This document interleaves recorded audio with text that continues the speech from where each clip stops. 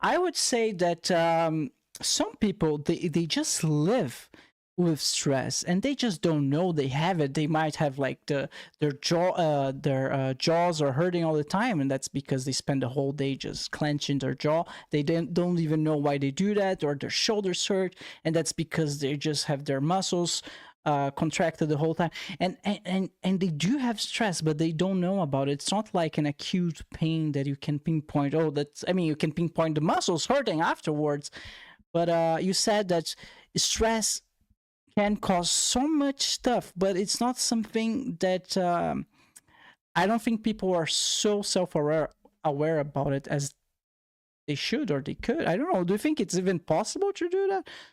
Yeah, it's very possible. So, I mean, you brought up a fantastic example, by the way. I wanted to expand that a little bit. So, there is a couple different stress markers that people need to be aware of. There's one for stress reactivity. So, stress reactivity is how we respond to stress. Some people feel better with stress than others. There's also several markers for PTSD. So, not only how you deal with stress, but also how you repeat that feeling of stress all the time in a loop. So people in the military, other people get injured, trauma. And there's another one that is related to slower fear um, response to fear. So meaning that when we had a traumatic event in our life, maybe when we were a kid, our brain likes to conserve energy. So it takes that traumatic event and stores it in our subconscious. Under duress, under a lot of stress, it can pull that memory out to the surface. So not only are we dealing with the stress of me almost getting hit by a car, it can pull out a memory of, oh shit, I was on my bicycle when I was 9 years old and the car hit me.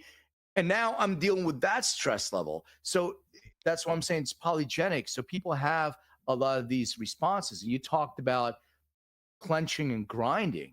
So there's a gene for bruxism. It's called bruxism.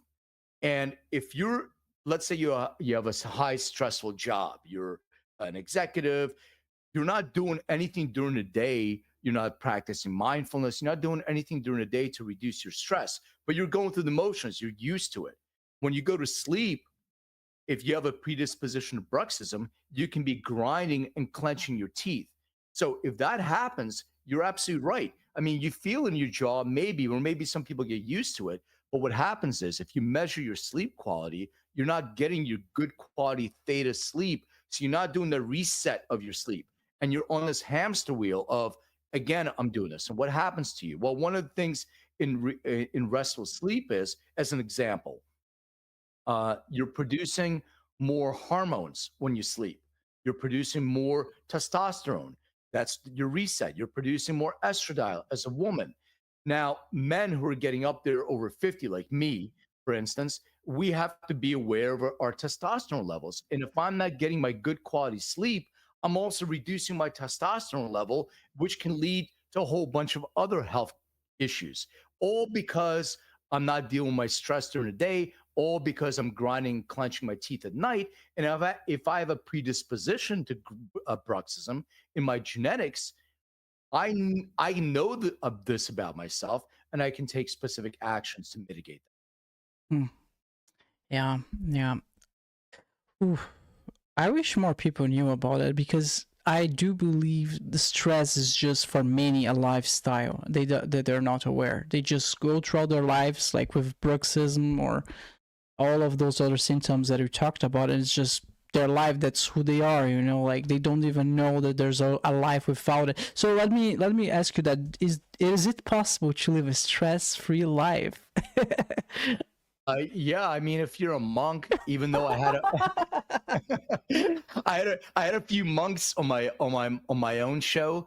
They used to be monks, and they said even in that, Ooh. uh, just doing meditating all day long and doing that stuff, there is a level of stress. It's a work in progress. Look, we're part of the human condition, and the more that we know about ourselves, the more action we can take. It's the people that don't do anything. We're in the middle of a clinical trial right now for Alzheimer's. Hmm. So we're working with a pharmaceutical company. They have a drug called TB006 for Alzheimer's. And one of the things that they discovered is that there is an enzyme called galactin 3 that creates something called amyloid plaque. So amyloid plaque is the plaque that clogs our arteries in our heart that what creates like, heart disease, etc. And a lot of it happens to be from the food that we eat, but some people are more predisposed. Well, that same Oh, plaque is in your brain. And if you have a genetic predisposition to Alzheimer's and dementia, but you also live a lifestyle of certain food that you consume, that amyloid plaque, you're giving yourself a 5x chance of experiencing Alzheimer's because you're genetically predisposed to it, and your lifestyle is adding to that. So that's one of the things where your genetics can give you a roadmap of sort of your own potholes are that are in your road